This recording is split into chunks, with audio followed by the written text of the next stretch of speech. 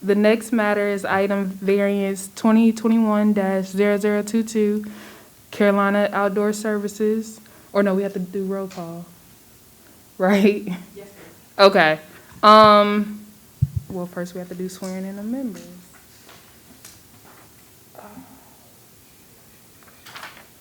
Okay, actually swearing in the new members are correct, I'm sorry. Okay.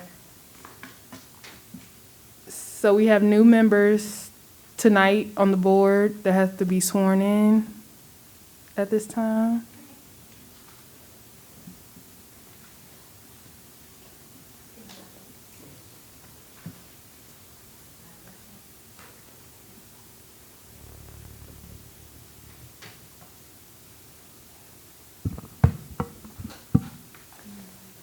I, Clarence Alsobrooks, do solemnly affirm that I will support and maintain the Constitution and laws of the United States, the Constitution and laws of North Carolina, not inconsistent therewith, and that I will faithfully discharge the duties of my office as a member of the Indian Trail Board of Adjustment. So help me God. Congratulations. Thank you. I'll make a copy of it as well. Thank you.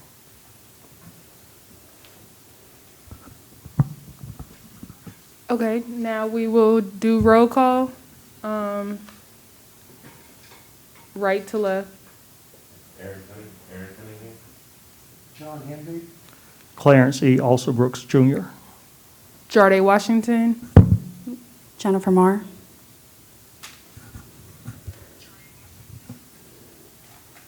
Next, we have approval of minutes from April 22nd, 2021.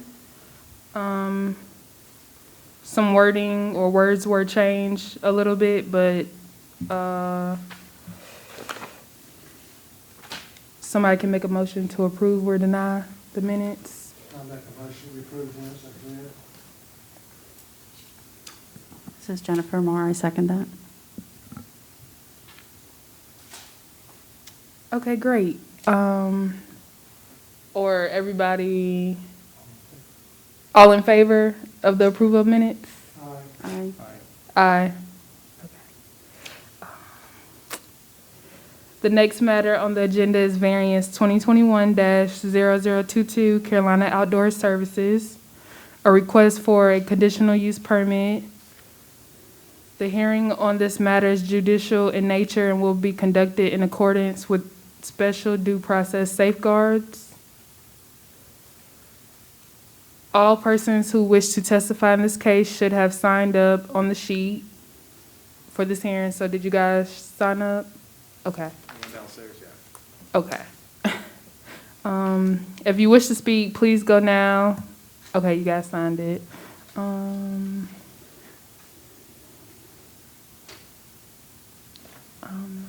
does this go? Okay.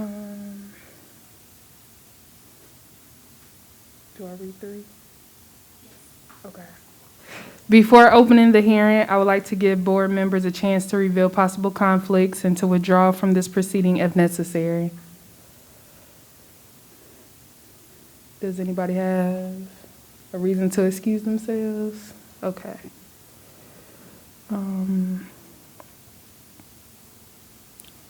I would also like to ask any board members who have any information or special knowledge about the case that may not come out at the hearing tonight to please describe the information for the record so that interested parties will know and can respond.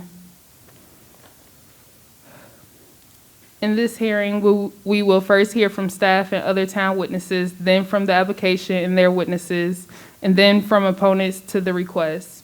Parties may cross-examine witnesses after the witness testifies when questions are called for. If you want the board to see written evidence such as reports, maps, or exhibits, the witness who is familiar with the evidence should ask that it be introduced during or at the end of his or her testimony. We cannot accept reports from persons who are not here to testify. Attorneys who speak should not give factual testimony but may summarize their client's case. Before you begin your testimony, please kindly identify yourself for the record.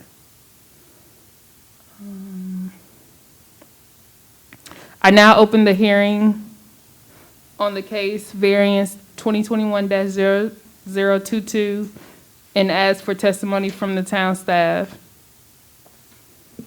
Alrighty. Good evening, everybody. I just want to let you know we have Todd Huntsinger, Director of Engineering, on Zoom. He's the technical expert when it comes to this case. I'll be presenting for Carolina Outdoor Services, variance request 2021-0022. The applicant is Carolina Outdoor Services Incorporated. The proposed use is a commercial office and warehouse located at 280 Unionville Indian Trail Road, which is Lot 4 of Indian Trail Business Park Phase 1, just under an acre. Zone General Business District, and the required process of variance is required in order to develop within a floodplain. For a site summary, there's a location of the property, 280 Unionville Indian Trail Road, Zone General Business District. Again, the lot's just under an acre. This is a concept plan from the sketch plan that was submitted to the town. They received a conditional approval based on this plan. Let's move on. Site photos on the left, that's looking west along Unionville Indian Trail Road. To the right is looking east. And these next photos are looking north. On the photo on the left, you can see the neighboring commercial property to the right that's already been developed. And the photo on the right just kind of shows the existing creek on the property. Now for some analysis. Variance is required for development within a floodplain per Flood Damage Reduction Ordinance, Section 1350.5.1.a. Development otherwise prohibited, with a few exceptions such as greenways, boardwalks, things of that nature. The current development is requesting a variance in FEMA Zone AE, which means the property is subject to inundation by the 1% annual chance flood event. Also means mandatory flood deterrence is required. The adjoining parcels are already developed and are zoned GBD. They were developed between 1995 and 1998, which was prior to the town's planning and zoning department being incorporated. And they were also developed under the 1994 FEMA flood maps, which were updated in 2008 to their current configuration. When they were updated, it expanded the floodplain into lots 1 through 5 of the business park. I've included a couple of maps here. This is the 1994 floodplain boundary. You can see in the light blue coming from the north down into the rear of Lot 4. And in 2008, and it's the same in 2014, you can see where it's expanded through lots 1 and 5. And even into the road. Variance approval does not relieve the applicant of the requirements found in the UDO during the site plan review process. Something that came up during the sketch plan review, curb and gutter will be required to the rear of the office building and may also be required to the east property line if necessary to capture any sheet flow from stormwater. Applicant will also be required to apply and obtain permits for the construction of the buildings through Union County and other applicable agencies to ensure building codes, fire codes, water, sewer, and etc. are met. During the sketch plan, the fire marshal stated that a fire hydrant is required to be within 400 feet of both buildings on site, and Public Works made mention of the sewer capacity issue, which is currently capped at 95%.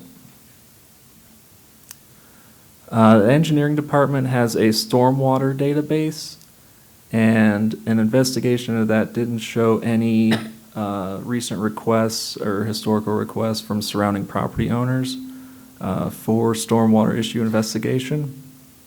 And it's also important to note that the applicant may request a letter of map amendment or a LOMA through FEMA. That's in the event that the property's been inaccurately designated within a floodplain, requires surveying and mapping with the application. And basically you have to prove that the lowest point on the lot is at or above base flood elevation. I went on the North Carolina FRIZ website, Flood Risk Insurance Study. Found the BFE, which is 665.6 feet. And then I put together this, which you can see the 2-foot contour lines in pink. Shows about 668 at the road, going all the way back to 662. Just wanted to show this. While the Loma may be an avenue to go, if there's maybe not a great chance of getting approved, don't really see a purpose in pursuing that. Of course, it would require an actual surveyor. Anyways, comprehensive plan consistency, economic development goal number 1, to create a more balanced tax base by promoting the development of office parks, businesses, retail centers, and industrial parks. Promote a diverse local economy that will support varied employment opportunities. Staff is of the opinion that the use of this property for a commercial office and warehouse is in harmony with the comprehensive plan by supporting the existing office park. Some draft conditions. 1, the applicant must contact surrounding downstream businesses to determine current flood issues and report those findings to the town to ensure the development does not contribute to possible existing issues. And 2, pretty standard one, all necessary permits must be obtained from Union County Building Code Enforcement Department and any other required outside agencies. The criteria for granting a variance, the board shall consider the following: whether the application is complete. Staff is of the opinion that the application, variance 2021-0022, is complete. And does the application comply with all applicable requirements of this ordinance? Staff is of the opinion that the application complies with applicable sections of the Unified Development Ordinance. Now is the part where the board must make affirmative findings on each of the following. I have the 5 hardship descriptions listed there, and I believe at this point we can let the board discuss. And, Chairperson, I would like to say that when you speak into the mic, if you'll pull your mask down for the sake of the recording and for minutes, it makes it impossible for Lori to know who's speaking. And also, we just wanted to ask if there's anyone in opposition of this request here tonight. Anyone opposing this variance request? Okay, so there's several steps that we can skip over, and we can ask for the applicant if they would like to make a case, or if they would like to just leave the evidence that staff has brought forward. I'll just say like a couple words. Sure, sure. Hello, I'm Matthew Kirshner with Eagle Engineering, representing Carolina Outdoor Services on this variance application. I just wanted to thank staff and the board for hearing us out tonight, and I'm here to answer any technical questions that you might have while reviewing the case.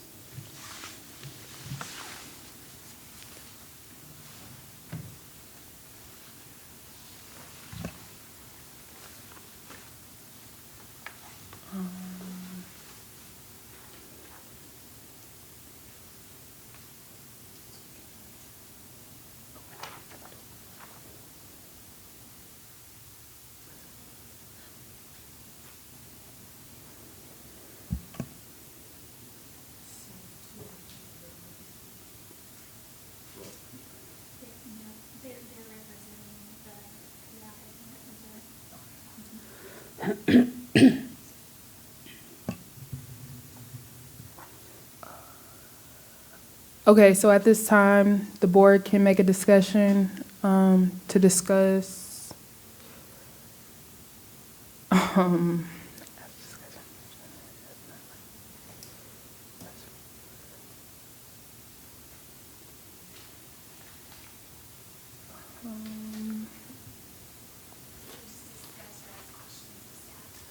okay, yes, so if the board has any questions for the staff, this is the time. Is there Randy, is there gonna be a retention pond required of this site plan at all? Because I didn't particularly see one, and I didn't know whether it would be required under the circumstances. Todd, would you like to answer that question? Yes, this is Todd Singer with the Director of Engineering for the Town of Indian Trail. No, the answer to your question is no. The site plan that was submitted and comments made by staff indicates they will not be building no more, less than 20,000 square feet of impervious area. And so based on our UDO, if they stay underneath that requirement, then they do not have to, are not required to retain stormwater.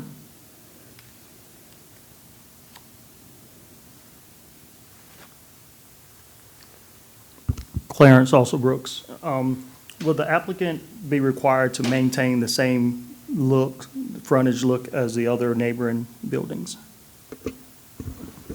Yes, so this variance process does not alleviate them from the rest of the UDO. Section 1300 has design standards that they will have to meet through the site plan approval process.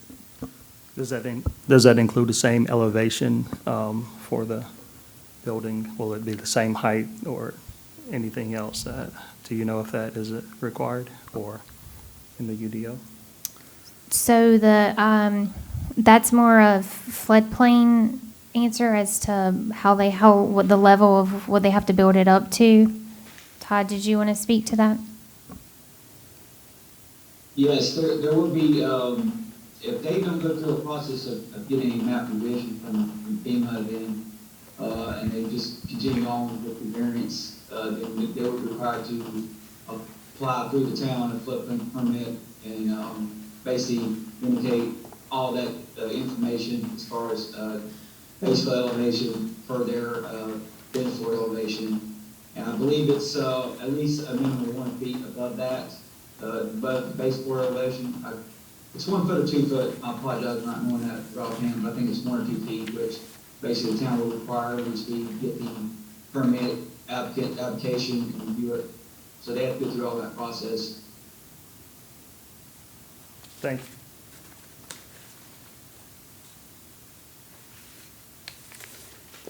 This is Jennifer Moore. I just also do want to disclose that I drove by and looked at the property. I know we're supposed to mention that, I believe. So that was it. I don't have any questions.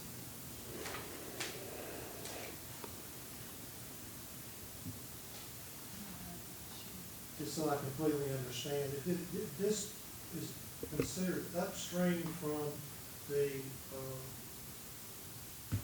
runoff that's behind it? So the only thing we need to determine is what's downstream? Is that correct or not correct?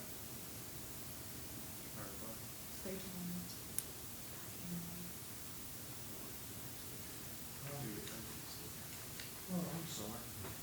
John Henry's my name. What we're asking for is, do you have, since this is upstream, we're talking about asking everyone around about the flood situation, is this gonna be just for,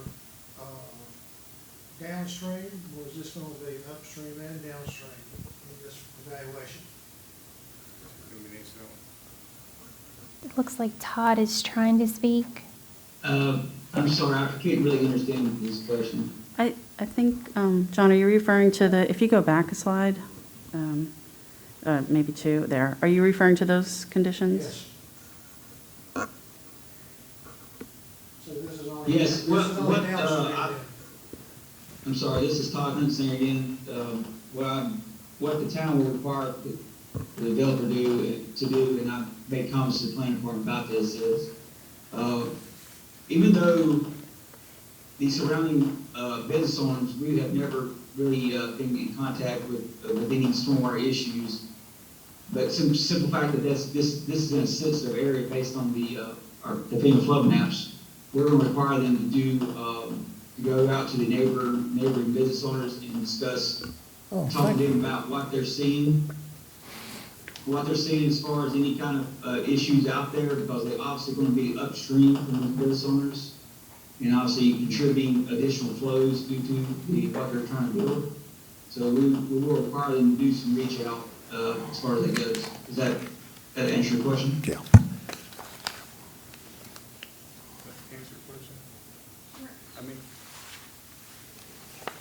Matthew Kirschner with Eagle Engineering.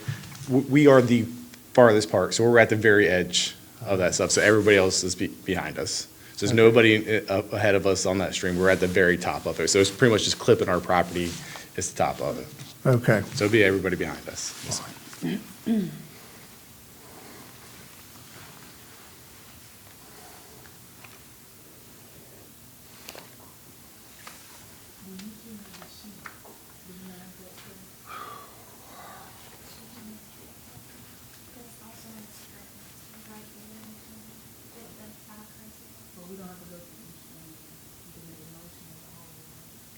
You just need to, the motion needs to kind of, capture those things, but no, you don't have to. And, also, this, I was speaking with the chairperson earlier, this, because we do have two members out, this does have to be a unanimous decision.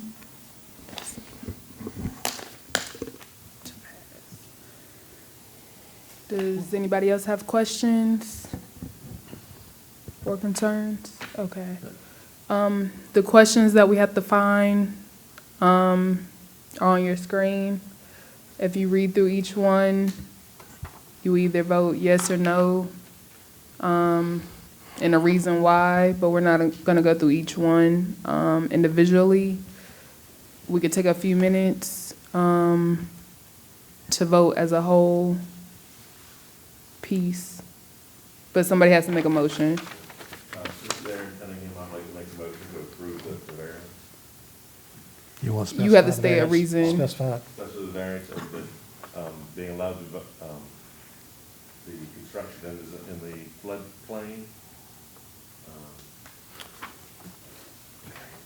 Variance, two reps, I think. I'd like to approve the variance, 2021-0022 at 280 Unionville Indian Trail Road. John Hamby, I'll second that motion. Can we include the conditions in that as well? Yeah, it has to be based on, yeah. If you could simply state, if you feel so, that the required findings 1 through 5 have been met. Yes, it's there. I do believe that all five findings have been completed, approved. Does. John Hamby again, I'll second that motion. You can make your own motion. Okay. So I'd like to make a motion Okay, to. hold on, we can only have one motion on Okay. the table at one time. Oh, sorry. And this motion has already been seconded, so we do need to take action on this one. All those in favor? Aye. Not in favor? Or opposed? Aye. So can I make another motion?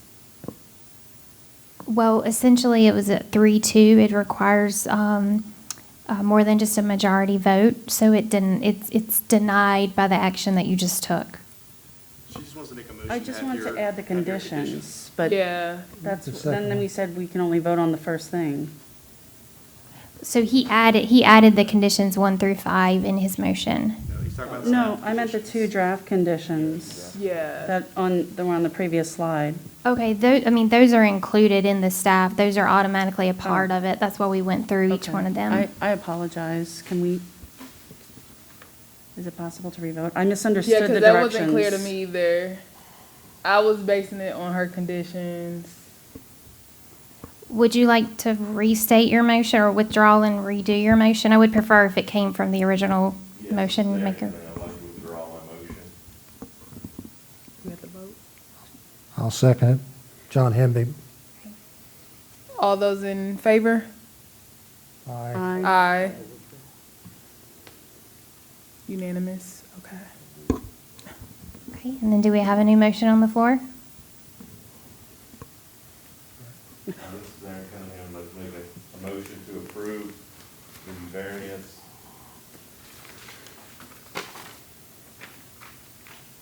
2021-0022 2021-0022. I do believe it meets all the required findings of 1 through 5, And includes the two conditions that staff read through. and includes the 2 conditions that the staff has indicated. John Hemby, I second that motion. All in favor? Aye. Aye. Unanimous. The motion carries. The motion carries. Thank you all for We your time. appreciate your time. Is anybody opposed or it doesn't work for you or anything? Do we make a motion on this as well? Okay. This is Jennifer Moore. I make a motion to approve the Board of Adjustment schedule for 2022 as it was listed. This is Aaron Cunningham, my second motion. All those in favor? Aye. Aye. Aye. Unanimous. Motion carries for the 2022 Board of Adjustment calendar. And that's it. Right. Yes, thank you, Ms. Washington.